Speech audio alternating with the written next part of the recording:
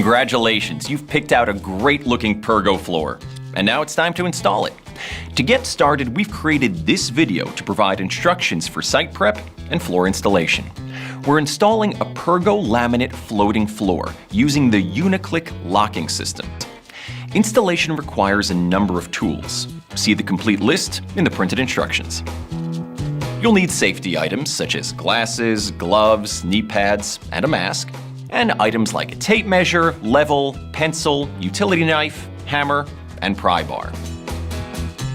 For most installations, you'll need a saw, such as a circular saw, table saw, or miter saw. We recommend a saw with a carbide-tipped blade. There are some specific tools and materials needed for your flooring installation, and you'll find them at your local home improvement store. A tapping block is used to ease planks into place, while spacers are needed to provide the proper expansion space. Finishing putty may be needed for any blemishes and finishing screw holes. And a 100% silicone sealant may be needed if you're installing a floor in a high moisture area, like kitchens, mudrooms, laundry rooms, and bathrooms. Before you install your new floor, it's important to inspect the site. Your Pergo laminate floor requires a clean, dry, flat, and structurally sound subfloor that meets all local building codes. Laminate floors are for indoor use only and shouldn't be installed outside or in rooms with either floor drains or sump pumps. Since a Pergo floor floats above the subfloor, you can install it over wood, concrete, and most vinyl and ceramic tile. It should never be constrained by glue, nails, or screws. Acclimate the flooring by setting it in the room for at least 48 hours. Make sure that the subfloor is dry, secure, and flat, and remove any carpet, pad, and tack strips. The subfloor should be dust and dirt-free, so give it a good sweep or vacuum. Make sure the floor is clean, dry, flat, and structurally sound. Decide the best direction to install the planks based on the shape of the room.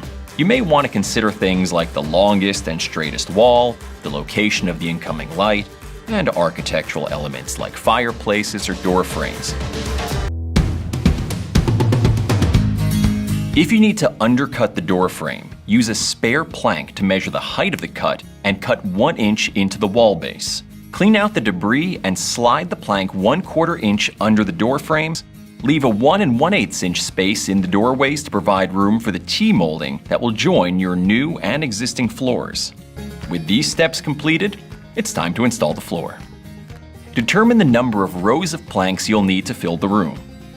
Measure the width of the room and the width of the planks. Now divide the width of the room by the width of the planks.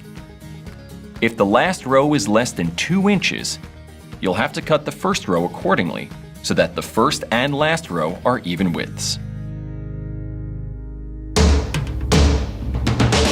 To recreate the look of a natural hardwood floor, mix planks from multiple boxes to prevent obvious pattern repeats. This installation features the Uniclick locking system, a tongue and groove system that allows 2 options for joining planks together. You can either angle the planks together until they lock in place, or you can slide and tap them into place. Decide the best direction to install the planks based on the shape of the room. You may want to consider things like the longest and straightest wall, the location of the incoming light, and architectural elements like fireplaces or door frames. Here's a tip. Place a carton of planks across the end of the row being installed to keep the installed planks in place during installation. For ease of installation, assemble the first few rows several feet away from the starting wall with your back toward the wall. Once those first rows are assembled, slide the assembly to the starting wall, leaving a 3/8 inch expansion space around all sides. You will then be able to kneel on top of the assembled rows as you continue to install. For the first row, you'll need to remove the tongue on the long side joints of the planks and on the short side joint of the first plank only.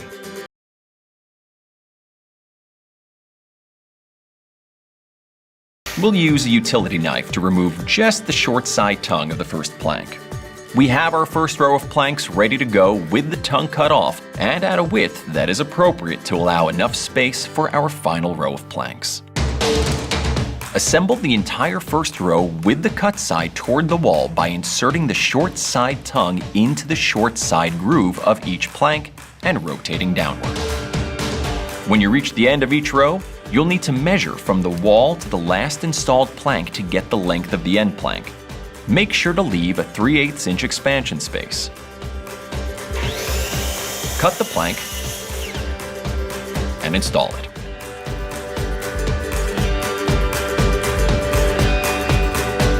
For the most natural look, avoid a repeating or brick pattern by making sure that joints are staggered over several rows.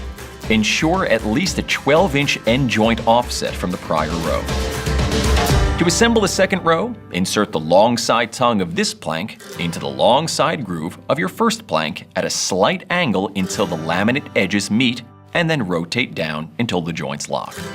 Next, insert the short side tongue of a full plank into the short side groove of the first plank in row 2 and rotate downward. There will be a gap between the long sides of the planks. Raise the outside edge of the second row plank upward approximately 1 inch. Maintain this angle as you pull the plank in until the laminate edges meet. Then, rotate downward on the plank until the joint locks. Repeat these steps to complete the row. When possible, start the next row with the piece trimmed from the previous row. The first piece must be at least 8 inches long. Once you've assembled 3 or 4 rows, push these rows up against your starting wall with the spacers in place to maintain the 3/8 inch expansion space around the perimeter. Spacers should also be placed at the beginning and end of each row.